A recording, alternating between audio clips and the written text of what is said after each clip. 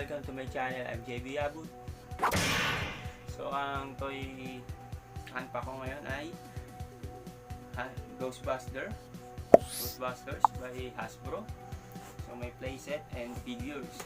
So nirelease siya nung way back 2021 pagka-release nung movie na Afterlife, Ghostbuster Afterlife. So may mga bagong characters sila. Check nyo yung movie. So yung pinili kong mga characters, yung mga old school, yung 1984 characters. So ito sila yung apat na characters way back 1984 pag-release ng unang Ghostbuster movies. So 4 figures and 1 Ecto 1 playset na sasakyan nila. So ngayon ko sila na-score yung year. So bago natin i-unpack itong mga toys, don't forget to subscribe to my channel for my video updates. So let's go!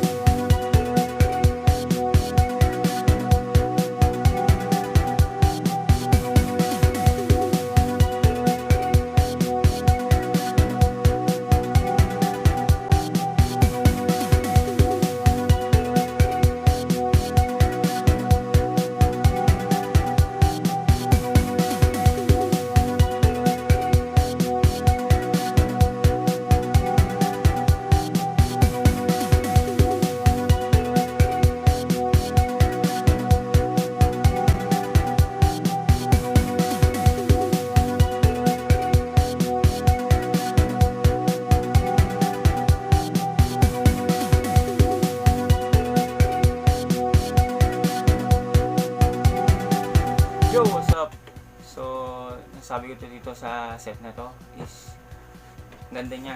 Lalo na tong sasakyan. Marami siyang gimmick for it siya bilhin. So, accurate yung mga gimmick niya sa movie. And mga ghosts, may mga ghosts siya nakasama, every figure. So, ang galing, ang ganda. So, yung figure niya, ang ganda, pagkagoma. So, worth it siya i-collect. Ganda niya. Ayan, kamukha talaga nila yung nasa movie. So, ang ganda. Yung Ecto 1, malaki siya. Nasasakay nila yung mga character sa loob. So, yung gimmick niya isa, yung launcher. Ito, tonto ako dito. Kasi, matalsik yung bala.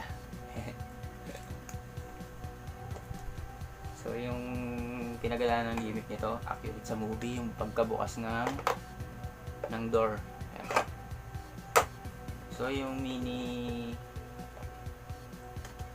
pangkuha nila ng ghost nandito rin. So, ang ganda. Ayan. Napakaangas. So, sa akin, ang ganda niya, i-collect. Worth it. And, di-display ko siya. Ganda niya. And for playing, okay na okay. Natutuwa yung mga kids. So, makilala rin nila yung Ghostbusters. Mga ghost hunters. Ayan. So, ang ganda niya. May snamis ako dito sa set na to. Gandang-ganda ako.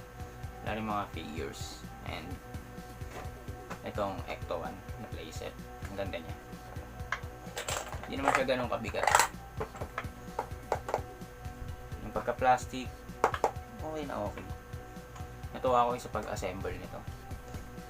So,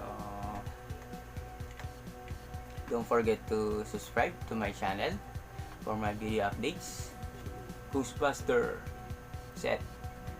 Thanks for watching.